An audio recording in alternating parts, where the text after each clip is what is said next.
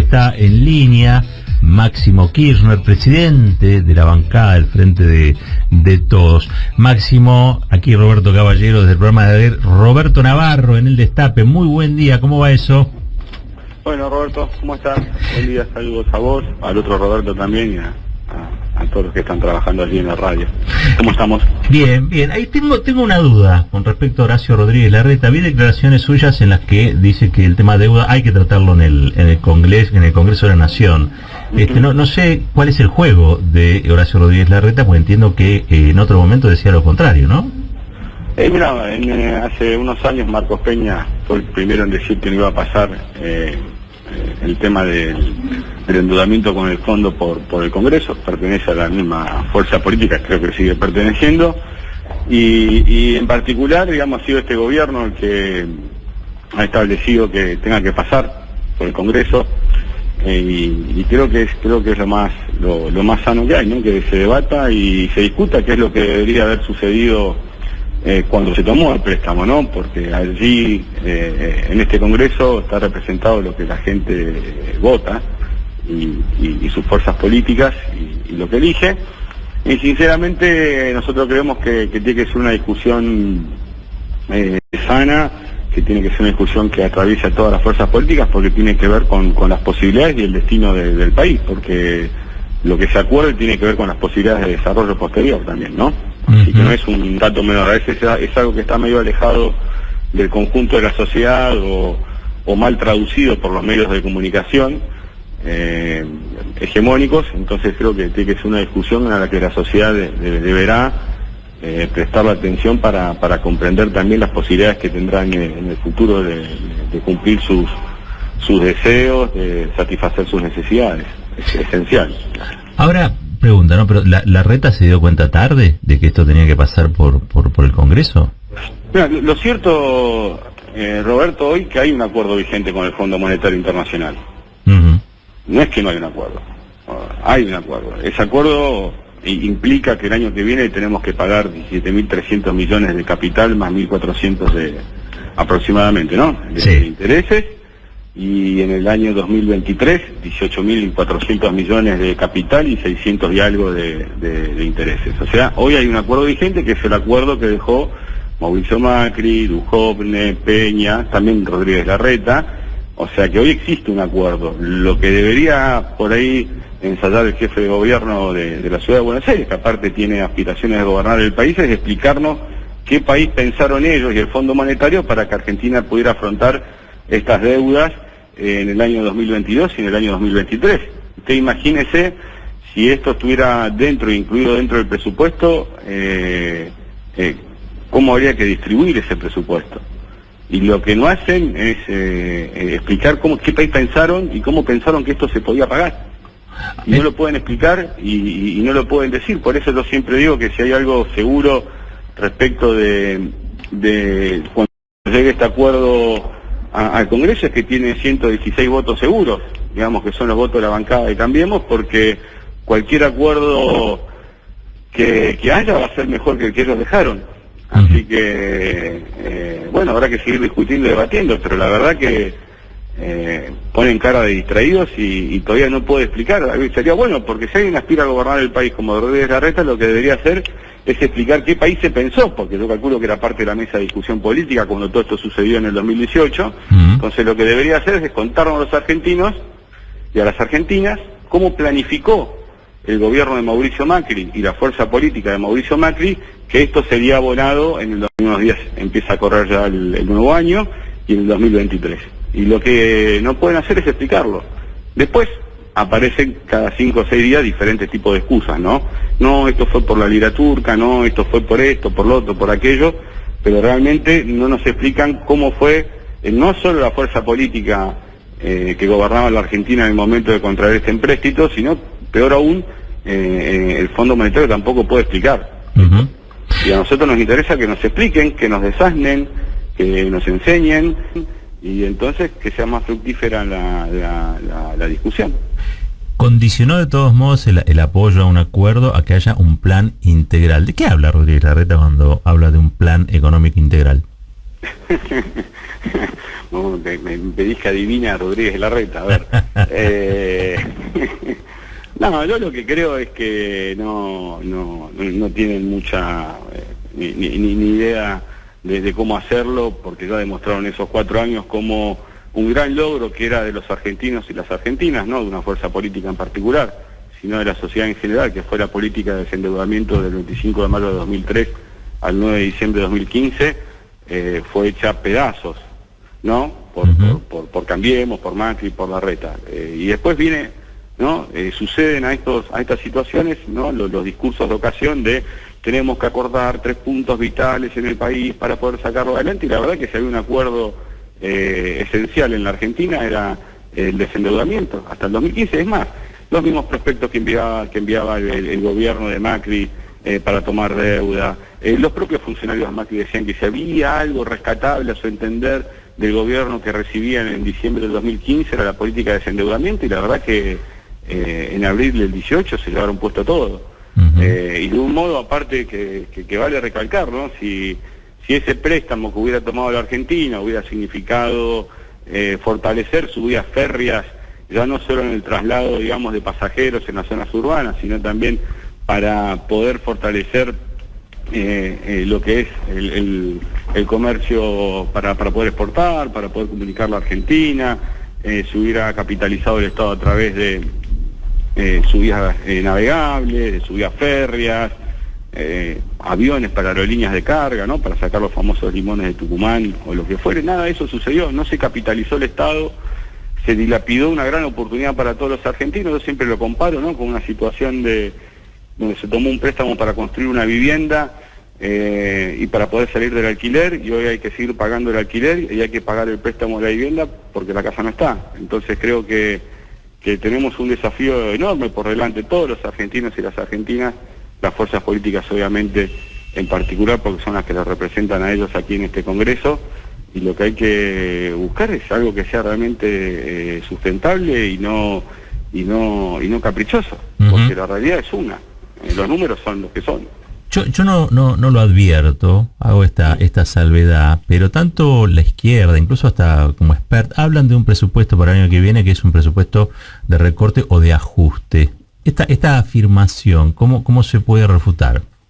No, mira, es un presupuesto que tiene en parte las posibilidades con las que cuenta el país hoy, en la que si uno mira tramo por tramo, la verdad que creo que todos quisiéramos tener un presupuesto mucho más amplio, pero hay un gran problema que es esto que te estoy comentando recién, que son los vencimientos del Fondo Monetario Internacional, que todavía no está resuelto, que hay un acuerdo vigente que es el que dejó Mauricio Macri, y que hay que ir, digamos, paso a paso y día a día para tratar de construir la mejor salida, más luego aún de una pandemia, pero aquí sí también juega un rol fundamental en el Fondo Monetario Internacional. Si después de prestar en las condiciones que prestó, que sea sostenido desde el propio fondo, a través de declaraciones que en su momento hizo Claver Carone, que fue un préstamo más político que de otra índole, para poder sostener la presidencia y la reelección de Mauricio Macri, y vemos cómo se fue dando. Creo que prestaron en condiciones que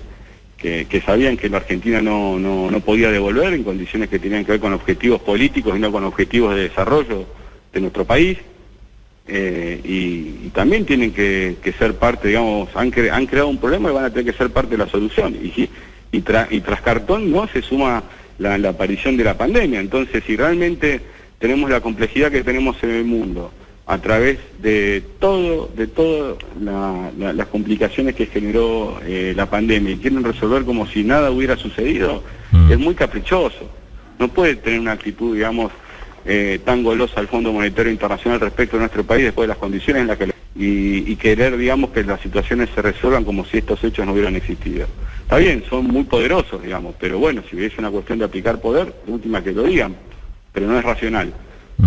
Y nosotros lo que queremos es una salida racional. Fuerza política, que aunque los medios quieran ser presentada como quieran, los grandes medios de comunicación, nuestra fuerza política canceló en diciembre de 2005, 2 años y medio después de haber asumido el poder en mayo del 2003, 9.810 millones de dólares, como bien recordaban Alberto y Cristina en el acto del viernes pasado, junto al Brasil también, ¿no? En Claro. ese momento era gobernado por Lula, y ustedes imagínense que argentinas y argentinos, hizo enorme para poder cancelar esa deuda y para poder generar independencia económica en nuestro país, o sea, diseñar nuestro país respecto de las posibilidades ciertas que tiene nuestro país a lo largo y ancho de nuestra patria. Bueno, terminó de una manera que, por ejemplo, el año que viene se pagaría el doble. Una de las cuotas significa el doble de la totalidad que Argentina abonó en el 2005, y bueno, nos quieren venir a dar clases de administración y de cómo funciona el mundo, y la verdad que ni siquiera pueden explicar lo que han hecho. Claro. Y solamente se sostiene por una cobertura mediática que no les pregunta en serio. Aparte, esto fue festejado por varios sectores del poder que ahora se miran para otro lugar.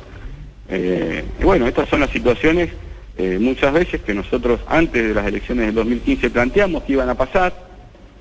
O sea, no es que nuestra sociedad no tuvo nuestra palabra, quizás no la pudo escuchar por el tabicamiento que hay en nuestra palabra, ¿no? En algunos medios, pero si tuviéramos un país mucho más equilibrado en lo comunicacional y representativo respecto a lo que cada fuerza política significa, quizás el resultado electoral del 2015 hubiera sido otro y no tendríamos este problema, inmenso problema, no es un problema común el que tiene la Argentina si uno mira el endeudamiento que tiene otros países, es una excepción lo que se ha generado en Argentina, y la verdad que hay que tratarlo con todo el debido cuidado, y particularmente lo que exigimos es racionalidad, o sea, sustentabilidad y racionalidad. Claro. Acá no hay una propuesta irracional, chauvinista ni nada por el estilo, por el contrario.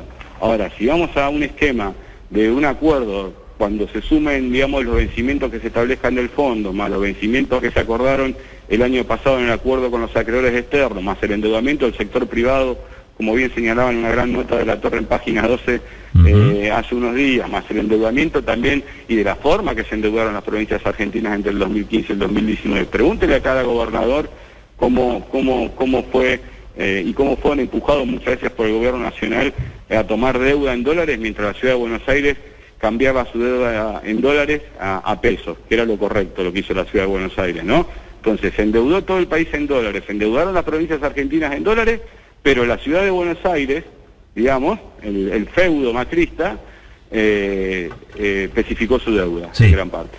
Ahora, yo leí la nota del Rulo de la Torre, allí en página 2, excelente nota. Plantea allí que empresas tomaron deudas y que hoy están exigiendo, piden, o digamos, de algún modo se valen de los dólares del Banco Central, de las reservas, para hacer frente a sus obligaciones, y no lo hacen con los dólares de sus casas matrices, por ejemplo. Ahora, esto Claro. siguió ocurriendo durante el gobierno del Frente de Todos. Bueno, pero estas son las cuestiones que nosotros siempre queremos discutir y debatir y que para nosotros son esenciales. Nosotros muchas veces no es una discusión de nombres en algunos lugares o de listas, esas son secundarias. A Sí. nosotros nos interesa principalmente que esos dólares que hoy estamos obteniendo, digamos, producto del saldo de exportaciones e importaciones, por ejemplo, realmente tengan un destino que beneficie al conjunto de los argentinos, porque aparte el sector privado ya se vio beneficiado también por el acuerdo anterior del 2020, ¿no? Que impactó positivamente en sus cuentas y en el valor de sus acciones internacionalmente. Entonces, lo que nosotros pedimos, reclamamos y trabajamos siempre es mayor solidaridad para poder salir entre todas y todos juntos, entendiendo también que el sector privado es fundamental en Argentina. O sea, nadie puede imaginar un país sin el sector privado. Lo que tenemos que también, y tiene que entender el sector privado, que no se puede imaginar un país sin Estado. O sea, la mayoría de la sociedad ha aceptado la existencia de la bolsa y diferentes instrumentos financieros. Ahora, lo que tienen que hacer estos sectores de poder es aceptar que hay 46 millones de argentinos y argentinas, no 20, no 19, no 17, 46 millones de argentinos y argentinas, con diferentes problemas, con diferentes matices. Nuestra patria es muy extensa, dentro de ella hay asimetrías económicas, asimetrías sociales, culturales, de desarrollo. Climática. Entonces, La ley de zonas frías, la discusión sobre la ley de zonas frías fue en ese sentido muy didáctica sobre lo que ocurre en un lugar y lo que ocurre en el otro. Eso, la mayoría de las veces, producto de la comunicación unitaria que tenemos, no está contemplado, ¿no?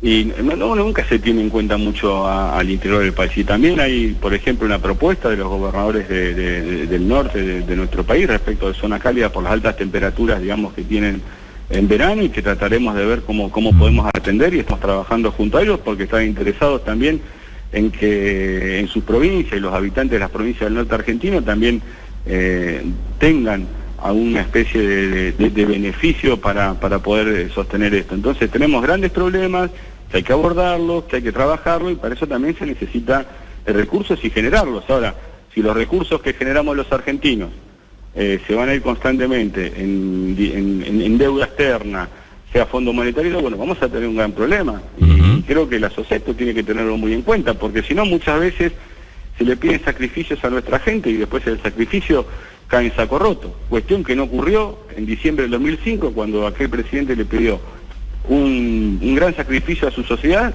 y canceló la deuda con el Fondo Monetario Internacional. Eso es poner en valor el esfuerzo a trabajadores, de trabajadoras argentinas y de todos sus habitantes. Y hay que poner en valor el esfuerzo que hace una sociedad como la Argentina, que es muy luchadora, que es trabajadora, que tiene ganas de salir adelante y que no quiere ahogarse en discusiones estériles e inútiles, sino que sean más prácticas, como es la discusión del Fondo Monetario. Mira, vuelvo a la plaza del otro día. Me quedé enganchado con lo que decíamos recién sobre el tema de los dólares, para qué se usaron los dólares de las reservas, el tema del endeudamiento privado, los que sacaron plata para, como se dice ahora, formar activos en el exterior, ¿no? Que es una manera elegante de decir que lo sacaron del sistema. Yo te olvidé, Roberto, disculpame, que hubo un gran blanqueo durante el gobierno de Macri, de más de 100.000 millones de dólares. Exacto. O sea, no solo es la deuda que se tomó con acreedores, no solo es la deuda que se tomó con el fondo, sino también que hubo un gran blanqueo. Miren cómo quedó el país. Sí. Ahora, Cristina dijo algo en relación a eso sobre el escenario, diciéndole al presidente también, digamos, ¿cómo hacemos para que el FMI se cobre de esos dólares y no de los dólares que necesitamos para la reactivación económica? Yo creo que es parte del debate y la discusión que tenemos que tener como frente de todos y como gobierno, y que también tienen que participar, obviamente, las fuerzas políticas que hoy no gobiernan Argentina, pero sí gobiernan provincias, municipios, y también aquellas que no gobiernan ningún municipio, ninguna provincia. Tiene que ser un tema donde todos podamos aportar, debatir y discutir. De esas verdades relativas poder construir una síntesis que nos comprenda a la mayoría de los argentinos y las argentinas. Esa es la idea que tenemos, eso es lo que queremos. Nadie tiene la verdad por sí solo, pero la verdad que el tamaño problema que han dejado no se hacen cargo y poco aportan, y el comportamiento interno aparte que tienen muchas veces es directamente socavar al gobierno, digamos, o ir afuera a hablar mal del gobierno constantemente cuando han dejado un problema de una magnitud que, si hubiera una comunicación equilibrada en nuestro país, realmente la sociedad le prestaría mucha más atención, porque tiene que ver fundamentalmente con su destino, y no solo, y esto es bueno aclararlo, con las necesidades que sufren las partes más humildes y débiles de nuestra patria, sino también que afecta enormemente a otros sectores de nuestra sociedad que muchas veces no se ven comprendidos en esto, nuestros sectores medios, nuestras pymes, cuando hay que importar tecnología o fierros, porque la Argentina, ustedes saben bien, no produce fierros de una industria pesada o media pesada para producir luego, que son temas que también habrá que discutir, que también habrá que abordar, pero esos dólares que se necesitan, por ejemplo, para importar tecnología, para importar fierros para la producción, se los van a llevar el Fondo Monetario Internacional o los acreedores, y eso es necesario también. O para viajar, simplemente, para gente que quiere salir afuera y por ahí a veces se molesta o se enoja por algunas situaciones, también tiene que ver con esto, no es este tipo de restricciones tienen que ver con el tamaño del endeudamiento. Por eso, hasta el 2015, la política central fue el desendeudamiento. Y esta parte empezó, Roberto, con el tema de los fondos buitres. O sea, esto hay... cuando uno puede revisar los discursos de aquella sesión de fondos buitres, se sostenía que esto terminaba en el Fondo Monetario Internacional, y así fue, no fue que fuimos una oposición que se opuso por oponerse, sino que le avisó y le quiso decir al gobierno de Macri que no escuchó estas advertencias sobre cómo terminaban sus ideas económicas, porque siempre han terminado así en nuestro país, por lo menos en el nuestro, y como decían bien en la plaza del viernes, incluso sin ningún tipo de resistencia han fracasado estas políticas. Por ejemplo, como fue durante la dictadura, se llevaron puestos sindicatos, universidades, no había poder judicial, desaparecían, comisiones internas enteras de compañeros trabajadores y trabajadoras que desaparecían, y sin embargo el plan económico que tenía la dictadura fracasó igual. O sea, porque muchas veces nos quieren decir que acá en la Argentina los problemas son los movimientos sociales, qué son los sindicatos, qué son los trabajadores y las trabajadoras. Y la verdad que en un momento en que no hubo ningún tipo de resistencia como fue durante la dictadura, porque sabíamos cuál era el destino y cómo terminaron muchas compañeras y compañeros, tampoco funcionó esto. Es una cuestión de realidad, Sí. Es así. Ahí yo lo que noto es que el debate público está enviciado, ¿no? Digo, un poco intervenido por lo que definíamos antes como la concentración comunicacional o el desequilibrio comunicacional. Digo, estás hablando de temas medulares y quieren hablar de el estilo Pimpinela, de la comunicación de gobierno, de Cristina, Alberto. Bueno, yo vuelvo al tema de los dólares porque entiendo que este es un espacio político y vos particularmente, impulsó quizá una de las más novedosas y progresistas medidas en materia fiscal, o si se quiere, algunos dicen que no es un tributo, sino que es un aporte solidario, que permitió obtener recursos que el otro día te veía, que se los estaban dando a la gente del Progresar, que sirvieron también para atacar el tema de la pandemia. Me refiero al aporte solidario extraordinario de las grandes fortunas. ¿Vos crees que hay que innovar, hay que pensar medidas de ese tipo como para que esos dólares no vayan solo al FMI, sino que también sirvan para reactivar la economía del país?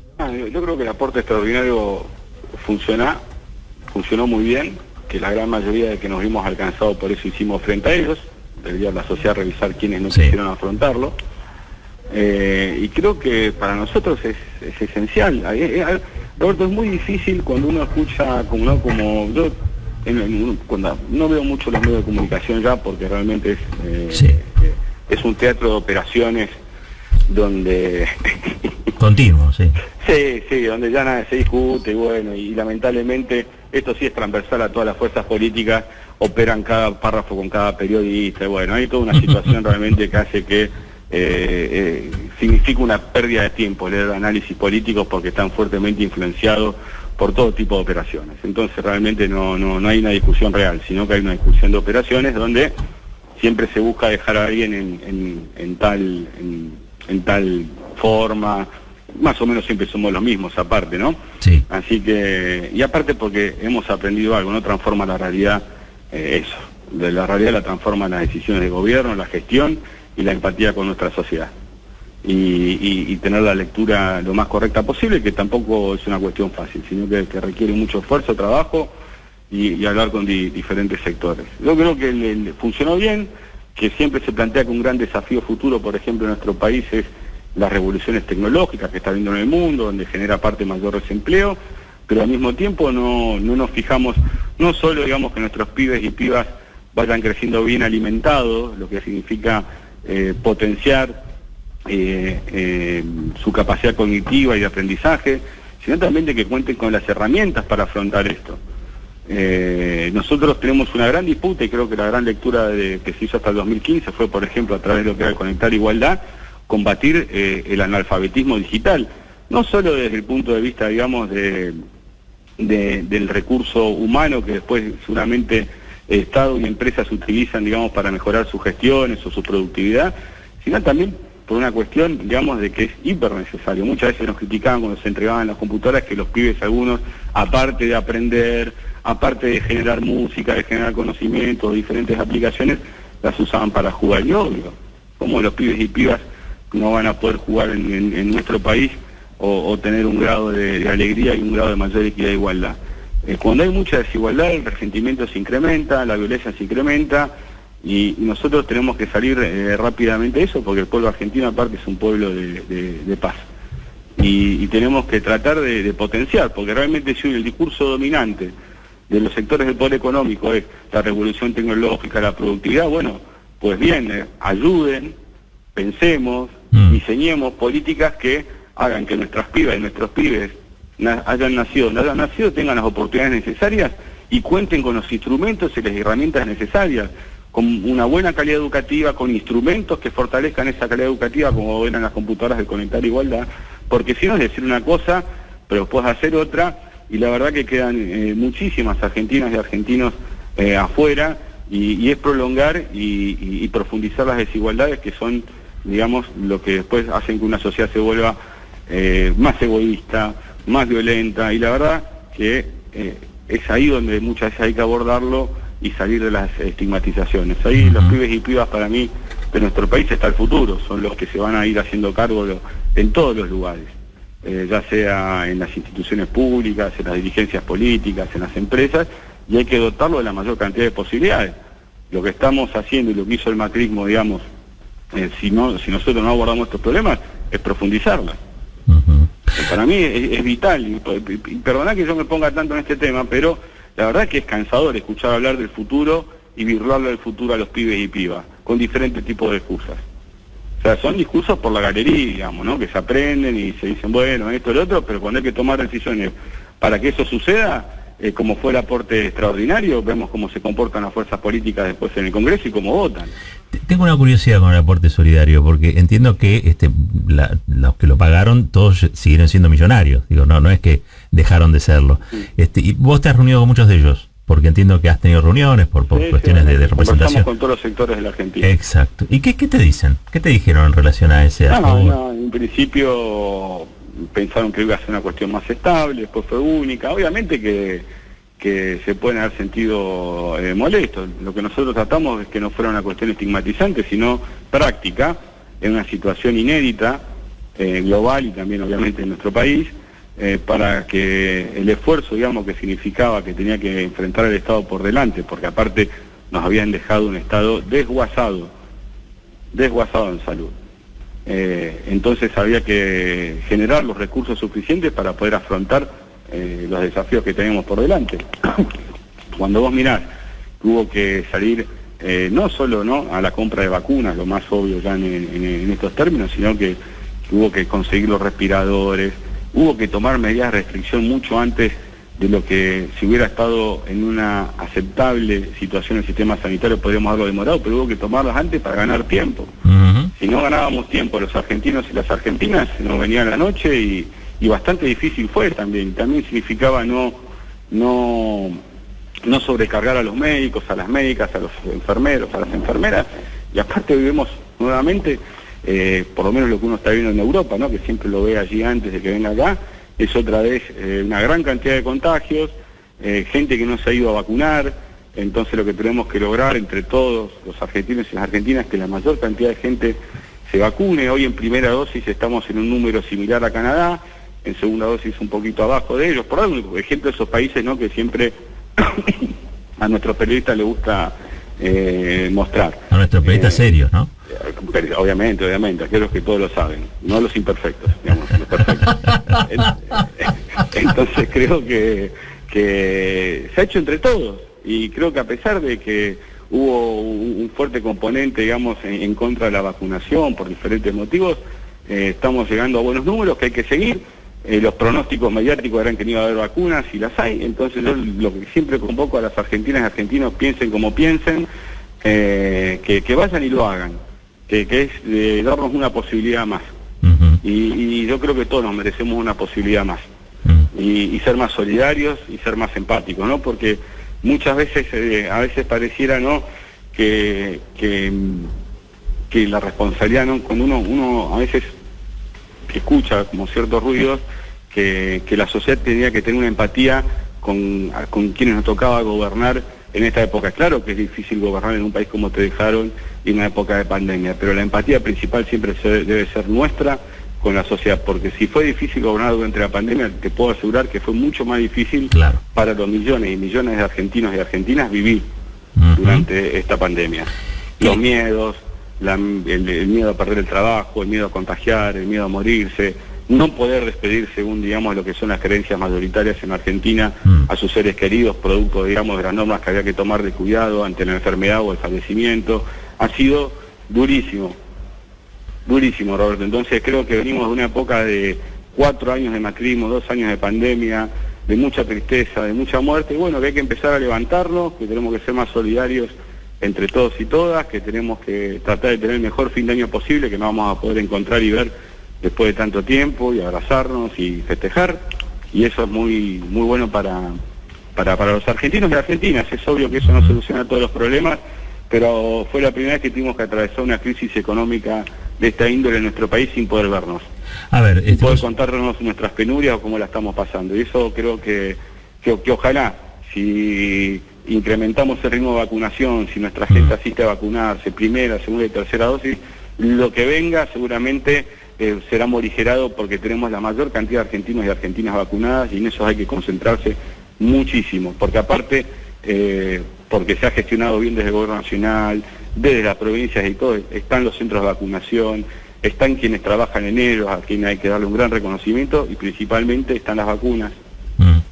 Haces una descripción de un estado de cosas, y creo que ahí quiero volver sobre qué le pedís vos puntualmente, concretamente a la oposición, cuando haces esta descripción, la descripción del estado de situación que atraviesa el país. Si vos tuvieses la posibilidad, de hecho en el Congreso tenés allí a los referentes, digamos, ¿qué es lo que vos le pedís a ellos para que puedan cooperar o colaborar a resolver los problemas que atravesamos?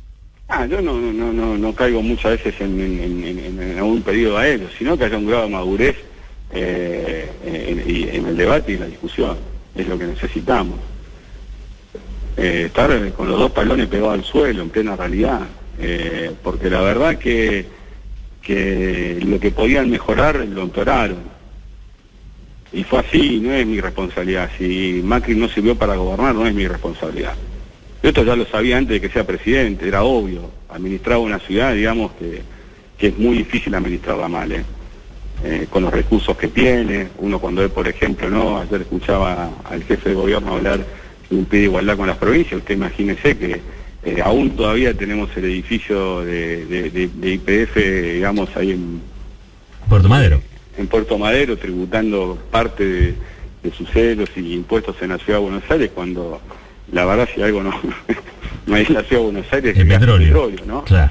Y así te podría decir también, Techin es una empresa bonaerense, pero el edificio también principal está en la ciudad de Buenos Aires. Entonces creo que son cosas que debemos revisar, ¿no? Porque hay enormes desigualdades en Argentina, enormes, y esto muchas veces nosotros lo comparábamos solo midiendo la inversión que hacía en espacios verdes en la ciudad de Buenos Aires, que aparte como bien decían los candidatos de la campaña, hasta contaban como espacio verde los cementerios, y ve los presupuestos de los municipios del conurbano o de las provincias argentinas, o cuánto vale el boleto de colectivo, cuánto hay que pagarlo en el interior, y todo este tipo de cosas. Creo que no debemos una discusión más que seria, porque aparte, si algo dejó en claro esta pandemia, es que donde más se ha sufrido muchas veces, donde hay grandes concentraciones de población.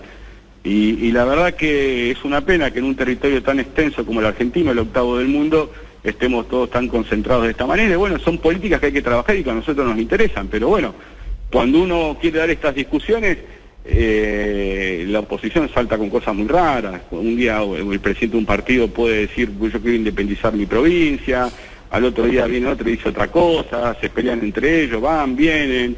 Es complejo, digamos, no solo nosotros debemos muchas veces administrar, digamos, nuestra fuerza política, sino también esperar que resuelvan de algún modo lo que pasa allí. Son 8 o 10 bloques que funcionan en un interbloque en esta Cámara de Diputados.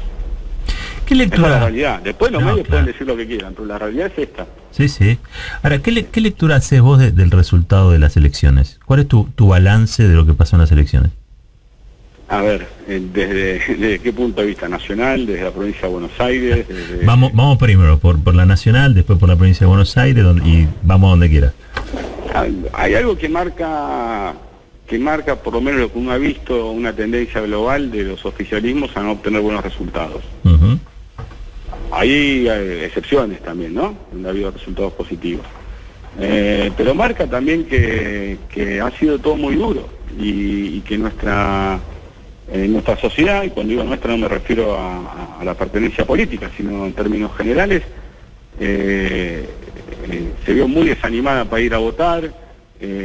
La pandemia potenció, y es algo que también hay que elaborar mucho, que es el tema, digamos, de cómo está comportándose nuestra sociedad, cómo nos estamos comportando todos, ¿no? Cuando digo nuestra sociedad, no es que uno se para afuera, me paro adentro, de las consecuencias de la pandemia, de la ausencia de futuro muchas veces, de desánimo, de no se va a poder. Ha sido muy duro, ¿no? Y la autoestima muy baja de nuestro pueblo. Hay que recuperar la autoestima de nuestra gente.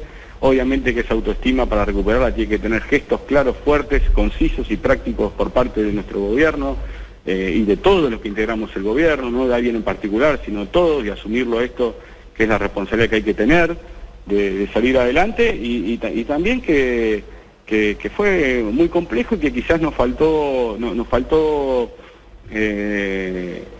estar más atentos. Esto nosotros lo veníamos marcando, muchas veces esto crea grandes problemas, pero también hay una situación que a nosotros nos cuesta mucho, que fue también una política en contra del gobierno por parte de los medios, en sociedad con la oposición, que de un total desánimo, ¿no? Y tenemos que salir adelante. Y creo que deberemos revisar, y hay que revisarlo, y nosotros aparte siempre somos propensos. Imagínense que a nosotros nos pidieron autocrítica del 2015 al 19, o sea, hagamos autocrítica todo el día. Sí. Y la verdad que la hemos hecho, y creo que parte de esa autocrítica que hemos hecho también tuvo que ver con la conformación de la fórmula presidencial. Entonces nadie puede sentirse enojado cuando se le marcan cosas o pareceres, sea de la propia fuerza política o de la oposición, ¿no? Porque muchas veces son rápidos para señalar, pero cuando uno quiere decir algo parece que estuviera provocando un cisma, y lo único que quiere es aportar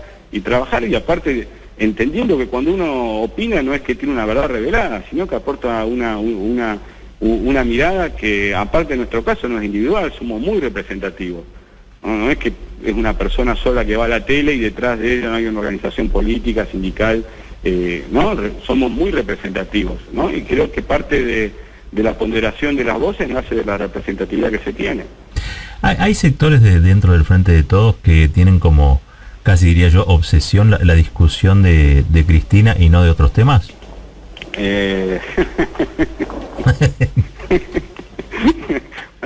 No, mira, yo no creo que sea eso para nosotros no es lo fundamental. Muchas veces nunca entendemos eso. A ver, para nosotros las calidades, digamos, de militante, y aparte de haber ejercido, digamos, la presidencia de Argentina durante 8 años, está a las claras. Es una voz que siempre es más que interesante escuchar. Para mí es eso. Y después, si hay algún sector no dentro del Frente de Todos que le pueda gustar más o menos, eso es obvio. Pero creo que las discusiones siempre y los debates tienen que darse en ámbitos propensos a poder hacerlo, que tiene que ver con una discusión, digamos, también de a dónde y cómo queremos ir. Uno siempre está abierto, digamos. A ver, la actitud, digamos, de la hoy vicepresidenta en la conformación del Frente de Todos de 2019 fue nodal. Sí. Fue nodal, digamos, no. Entonces creo que, bueno, está bien, los medios de comunicación siempre la eligen a ella como responsable de todo, y quizás alguien se apalanque en eso, o piensen apalancarse en eso, ¿no? Pero yo no sé si eso dará resultados. Yo lo que sí creo que da resultados es que la conformación del Frente de Todos fue muy dinámica, es una experiencia, creo, política que puede ser muy buena, que hay que comprenderla, que tiene matices, donde nadie puede buscar suprimir la identidad de nadie, que nadie puede buscar suprimir la identidad de nadie, por más que su porte sea más pequeño. Obviamente, como te dije recién, hay ponderaciones a partir de la representación, pero eso no implica que no haya que escuchar a sectores por ahí que tienen menos representación, y el Frente de Todos tiene una variedad y una gama de sectores políticos, sindicales, sociales y culturales a lo largo y ancho de nuestra patria, muy diversa, y que si realmente nos ponemos un objetivo claro, va a ser muy nutritivo.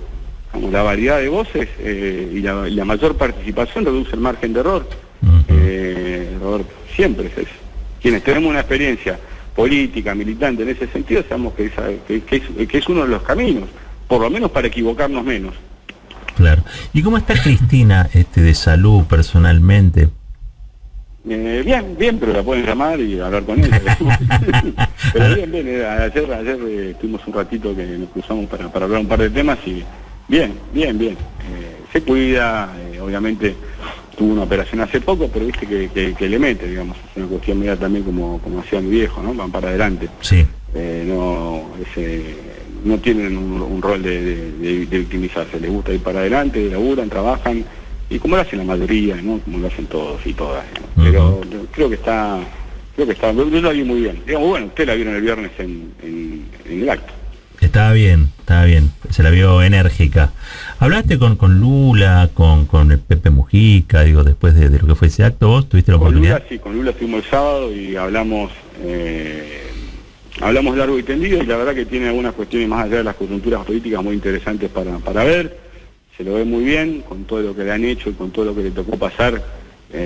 La verdad que la entereza que tiene y las ganas que tiene a sus 76 años deberían ser ejemplo para muchas amigas y amigos, ¿no? Porque tiene unas ganas a los 76 años que es envidiable, ¿no? Y sigue teniendo los mismos sueños que lo que van a ser un gran líder sindical, a ser un gran presidente, a bancarse todo. Entonces creo que es un gran ejemplo. Estuvimos hablando de diferentes situaciones también que atraviesan al mundo del trabajo. Tiene una visión muy interesante.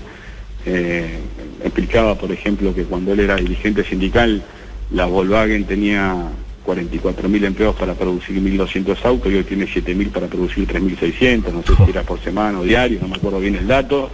Y obviamente que está muy atento, es una persona muy atenta, muy inteligente, y que siempre, digamos, alguien de su experiencia es interesante escuchar. A los argentinos y a las argentinas no importa lo que voten, nos vendría muy bien un Lula presidente en Brasil, ¿no? Nos viene muy bien la integración regional, y que después se exprese, digamos, con presidentes, si se puede, como Lula, y obviamente, la verdad que el periodo para América Latina más formidable de crecimiento, de reducción de la pobreza, de incremento de sus clases medias, se dio cuando hubo una mirada regional que cuidaba los intereses de América Latina y que no era anti nada.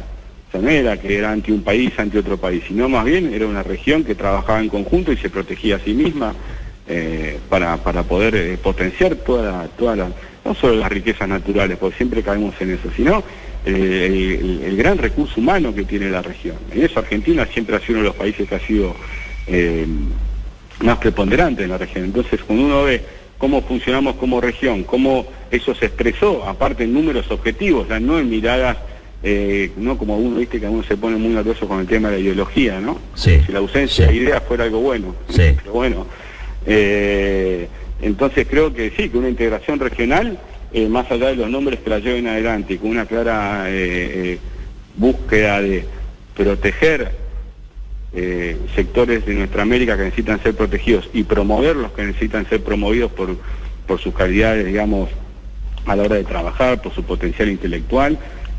Tenemos un futuro que puede ser mucho mejor que este, y que hay que construirlo. Obviamente la velocidad de los deseos es una, Roberto, y la velocidad de la construcción de esas realidades son otra. O sea, esto nosotros lo entendemos muy bien. O sea, no es que el 26 de mayo del 2003 la Argentina era la del 9 de diciembre de 2015. Los procesos se construyen y se necesita tiempo, y a nosotros realmente toda esa fuerza que teníamos y tenemos, y que nos llevó a construir la victoria del 2019, nos cayó una pandemia que no estaba en el menú de nadie, de ninguna fuerza política, y nos ha demorado, pero bueno, no más que eso, y ahora hay que ponerse a trabajar fuertemente para adelante, porque ha sido durísimo lo que ha sucedido, y por eso vuelvo a repetir, y estoy insistente con el tema, y disculpame que esté con mi monotema, hay que vacunarse. Bien. Es lo que nos va a proteger y promover de tener que implementar restricciones que dañen no solo la vida diaria y afectiva de nuestro pueblo, sino también lo que es la vida productiva y económica de nuestro pueblo. Entonces creo que hasta aquí es eso lo que tenemos, las vacunas, y que hay que vacunarse y no dejar de vacunarse, que es la mejor manera que tenemos de proteger y de poder empezar a generar las oportunidades necesarias para salir del lugar donde nos dejaron políticas totalmente equivocadas del expresidente Macri, que realmente en la Argentina, siempre que las quisieron implementar, no dieron resultado. Quizás en algún otro lugar den resultado, pero aquí no lo dan, porque nuestro país tiene sus complejidades, tiene su mirada, y tiene que permitirse a sí mismo diseñar políticas públicas que obviamente tengan al sector privado dentro de ellos para poder desarrollarlo y potenciarlo y extenderlo, digamos, en sus exportaciones y su crecimiento al resto del mundo, que tengan que ver también en cómo es nuestro país. No todo funciona en cualquier lugar. Tengo dos preguntas y un saludo. Y te libero porque entiendo que tenés responsabilidades mayores, pero me están esperando. No, pero te hago una pregunta, tiene que ver con el PJ. Muchos dijeron que tendrías que haber renunciado a la presidencia del PJ de la provincia después de lo que fue la PASO, ¿Qué respondes a eso? No, mira, ahí primero que uno no era el presidente, digamos, no se puede renunciar, seremos a partir lo que no formalmente del día 21, el día 18 nos encontramos, digamos, para poder ir haciendo todo el caminito correctamente, y el sábado decidimos, al ser un día de fin de semana, poder hacerlo. Mirá, yo lo que uno entiende en eso, creo que son operaciones a veces que van a saber de dónde nacen, y que lamentablemente algunos periodistas potencian sin entender muy bien y olvidándose, porque sí que me decía, lo comparaba con el caso de Néstor. Néstor, cuando renunció al PJ en la derrota del 2009 ante Francisco de Narváez, no era presidente del PJ de la provincia de Buenos Aires, sino que era presidente del PJ Nacional. Y renunció a la presidencia del PJ Nacional, Néstor Kirchner, ante la derrota que él sufrió en la provincia de Buenos Aires por un marco tan exiguo como el que venimos de perder ahora en la elección pasada en la provincia. Y quedó Daniel Scioli al frente del Nacional, si no me olvido, y le pidió al compañero Alberto Balestrini que siguiera al frente del PJ de la provincia de Buenos Aires porque se había obtenido una gran victoria. Eso es lo real. Después, que porque tienen la capacidad de publicar lo que quieren y decir lo que quieren, bueno, yo no puedo hacer nada contra eso. Pero la realidad es la realidad y eso fue lo que sucedió. Aparte yo creo que tanto Fernando Grey como Gustavo hicieron, Menéndez, el Tano, hicieron un gran laburo que se empezó a partir del 17, que también fue producto de un acuerdo, la presidencia de los dos. Incluso a nosotros nos ofrecieron participar en aquel 17 masivamente dentro del partido, y lo que hicimos nosotros como sector fue decirle tanto a Fernando y a Gustavo que les pusieran de los lugares para poder integrar la mayor cantidad de gente que por ahí muchas veces quiere estar allí, y que nosotros igualmente, aún no estando tan presentes en el partido, íbamos a ser parte de lo que finalmente fue el Frente de Todos en el 2019, así que a nosotros ese tipo de cosas, digamos, no nos rozan ni cerca, pero sí es bueno, ya que me hiciste la pregunta, aclarar que la renuncia de Néstor fue al PJ Nacional, porque él había sido candidato en la provincia de Buenos Aires, asumió Scioli a nivel nacional, y Balestrini siguió siendo el presidente del partido de la provincia del justicialismo de la provincia de Buenos Aires. A ver, ya te libero porque tiene que ver con de la PASO a la elección definitiva. Realmente hubo un repunte importante en provincia de Buenos Aires. Digamos, ¿cuál es el mensaje a toda esa militancia que estuvo a punto ahí nomás de dar la vuelta, porque hizo una recuperación extraordinaria, a los que se bancaron la pandemia, a los que hoy la están pasando mal? Digo, palabras para ellos que tienen que ver más con un saludo, casi te diría, para esta altura del año, cuando estamos en la celebración. Felicitar, más allá de, después si creamos lo particular, en lo general a todos los argentinos y las argentinas, porque están haciendo un esfuerzo enorme. Hay muchos vecinos y vecinas que tienen grandes necesidades, que tenemos que resolver un montón de problemas, que tenemos que trabajar fuertemente para no caer en discursos violentos para solucionarlos. Mira, cuando uno miraba cuando sucedió el asesinato de Sabo, ¿no?, del hombre que tenía su kiosco ahí en Matanza, sí. Hubo una suerte de discurso mediático de algunas fuerzas políticas muy al extremo en cuanto a cómo solucionar el problema, y eso sobrevino, digamos, los casos no de gatillo fácil como se los dice mal, sino de asesinato directamente de pibes que nada estaban haciendo. Entonces creo que tenemos que tener mucho cuidado como dirigentes, como personas que representamos diferentes colectivos en esto, porque si no después hay pequeños sectores dentro de las fuerzas de seguridad que se sienten amparados para disponer de la vida de las personas. Entonces tenemos que tener mucho cuidado con estas cosas, más en un escenario que ha dejado, que uno lo puede ver incluso internacionalmente. Uno veía cómo se ha incrementado el delito y la violencia en diferentes partes de Estados Unidos, Los Ángeles, California, en diferentes lugares. Hay que tener, porque la pandemia ha sido durísima, y la verdad que mientras trabajamos sobre ella, no solo desde el aspecto económico y social, sino también desde el aspecto psicológico, donde todo el conocimiento que tengan los profesionales, hay que diseñar políticas para poder establecer esto. ¿Cómo impactó en nuestros pibes y pibas? Impactó muy fuertemente en los sectores más jóvenes esto. Entonces creo que tenemos que estar atentos a eso. Y después, bueno, respecto a lo electoral, se hizo un gran esfuerzo. Obviamente me faltó un poquitito, pero lo principal fue que una fuerza territorial como la nuestra, que no es una fuerza mediática, Roberto, La pandemia la dañó, porque no pudimos vernos en los términos que solíamos vernos, a pesar del gran trabajo que hicieron compañeros de las organizaciones políticas y compañeras y compañeros de los movimientos sociales, para que no faltara un plato de comida en ningún lugar del país, ni en el conurbano, ni en los sectores más humildes de nuestro país. No pudimos, tener, la habitualidad que tenemos tanto para debatir y discutir, y para estar cerca de la gente y llevar las políticas públicas a la gente en el territorio. Entonces eso a nuestro espacio político, al Frente de Todos, que es una fuerza eminentemente territorial, no mediática, le costó, y creo que a medida que nos fuimos alejando también de la pandemia y que pudimos volver otra vez a las calles y estar ahí más masivamente cerca, eso se fue dando y se expresó en las urnas. Pero bueno, a mí, más allá de los resultados electorales, lo que me interesa es que el país salga adelante. Y lo que queremos nosotros es que el país salga adelante. Para eso hacemos lo que hacemos, y la verdad que el macrismo significó un enorme retroceso para nuestro país, y hay que sacarlo adelante, y que también quienes tienen otras posiciones tienen que ser parte de la solución, y no actuar a veces como uno los ve actuando todos los días. Creo que aparte, ante la posibilidad siempre, ¿no?, de que los gobiernos puedan ir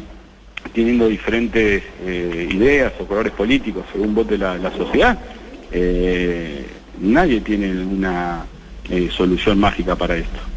Sí tiene que haber, como te digo, respecto al Fondo Monetario Internacional, una solución práctica y cumplible, porque si no, siempre después a nuestro país le dicen que los argentinos no cumplen. No, los argentinos cumplimos, y las argentinas cumplimos, y lo hicimos en diciembre del 2005 cuando le pagamos al Fondo Monetario Internacional. Después, aquellos que se encaramaron en el poder, producto de un gran acompañamiento mediático y del poder económico, hicieron el desastre que hicieron. Pero los argentinos y las argentinas, casi en su totalidad, siempre han cumplido, con sus responsabilidades. Porque si no, yo me acuerdo, ahora que estamos a 20 años, casi del 19-20 de diciembre, me acuerdo una famosa, creo que la frase era, me puedo equivocar, de O'Neill, que era el secretario del Tesoro en esa época de Estados Unidos, que en Estados Unidos sus gasistas y sus plomeros se preguntaban en qué habían gastado la plata los argentinos. Bueno, los trabajadores y las trabajadoras argentinas se preguntan hoy en qué se gastó la plata del Fondo Monetario. Bueno, sería bueno que nos respondan y que también elevemos un poco nuestra autoestima, porque lo que la Argentina quiere es cumplir, pero no que le hagan firmar algo que no se puede, a sabiendas que no se puede cumplir. Y si saben que no se va a cumplir, que lo aclaren. Nada más. Porque si no, es pues responsable de los argentinos y las argentinas y sus diligencias. Máximo, muchísimas gracias por este tiempo en el Destape. No, un abrazo a todos, salud y feliz día a todos los camioneros y a las camioneras que haya también por ahí. Como que no nos sumamos. Abrazo grande. Dale, gracias, cuídense. Chao. Máximo Kirchner, presidente de la bancada del Frente de Todos en la Cámara Baja, en el Congreso de la Nación. Un ratito, podemos analizarlo después. Un ratito estuvo charlando con nosotros a partir de las 10:30. Bueno, tocó casi todos los temas, ¿no? Habido sí por haber. Todos los temas. Así que si les parece, hacemos una bajadita. Sibero, ¿usted cómo lo vio? Bien, y ya hay algunos portales que lo tienen como título principal. Me parece que lo más importante es esto que ahora te volvió a remarcar al final sobre el acuerdo con el Fondo Monetario Internacional, ¿no? Que se relacionaba un poco con lo que habíamos comentado en el informe. Él también planteó esto de estas cuotas que se están negociando. Hay que tener en cuenta que se van a juntar con las cuotas que ya tenemos acordadas con los bonistas privados, y que en muchos casos se va a convertir en una carga que el país no va a poder hacer frente. Lo que estaba diciendo recién, ¿no? Si creen que vamos a hacer un acuerdo que Argentina después no va a poder pagar, bueno, apliquémoslo ya. Sí, y bueno, en ese momento se hará otro acuerdo para otro acuerdo, pero en estas condiciones por ahí no. Y es interesante volver a hablar las cifras, decir, che, hay casi 20.000 millones de dólares que hay que pagar entre capital e intereses el año que viene. ¿Cuál es la idea de Juntos por el Cambio? ¿Cuál es la idea para conseguir 20.000 palos el año que viene? Expliquen qué tenían en la cabeza cuando firmaron esto. En otras palabras, dijo, ¿no? Claro. Que la oposición explique pues qué tenían en la cabeza. Es fabuloso porque la oposición se escinde por completo de Cambiemos. Es decir, la deuda no la tomó la oposición, y ahora analiza con microscopio electrónico el acuerdo. Si no hay acuerdo, hay que sacar 20.000 millones de dólares el año que viene. expliquen cómo se puede hacer.